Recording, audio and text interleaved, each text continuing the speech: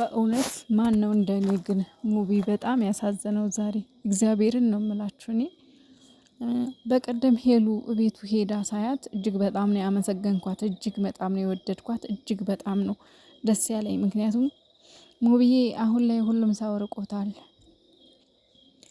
ከማንም ጋር ቪዲዮ እየሰራ አይደለምና በቀደም ሄሉ ሄዳ ስለጠየቀችው እጅግ በጣም ነው ያስደሰተችኝ እውነት ለመናገር። ከዛ ውጭ ግን ዛሬ በቃ ስለ አጠቃላይ ስለ ሁሉም ሰው ሲያወራ በቃ እኔ እንጃ እምቢ ዱብ ዱብ ነው ያለው። ምክንያቱም ብዙ ነገሮች አሉ። እኛ ሰዎች ስንባል ከባድ ነን። በቃ ሁሉ ሰው አንድ ሰሞን ነው የሚያጨበጭብልን፣ አንድ ሰሞን ነው የሚዘልልን። ከአጨብጫቢዎች ጋር ስንሆን ያጨበጭቡልናል። ንጹህና የዋህ ስንሆንና ብቻችንን ስንሆን ግን ማንም ዞር ብሎ ያየንምና እውነት ለመናገር አሁን ላይ እኔ ምንም ሌላ ማለት አልፈልግም። ግን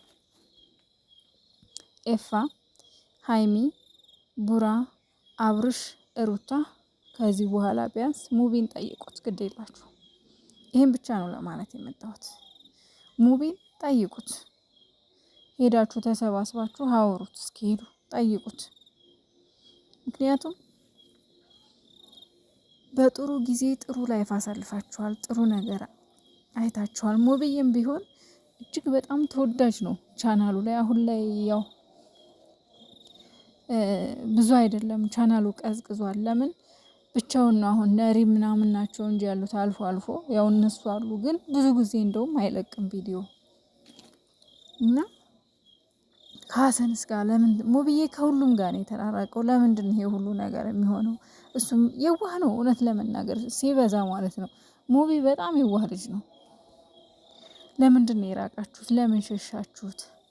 እሱ ጋር ጥፋት ካለ ንገሩት። እንደዚህ አድርገሃል በሉት። እኔ እንደውም በጣም ብዙ እንደዚህ ኮሜንት ስር ምናምን ሲጻፍ ነው እንጂ መጠላታቸውን እራሱ አላውቅም ነበር። ግን በጣም አሳዘነኝ ዛሬ ሲያለቅስ በጣም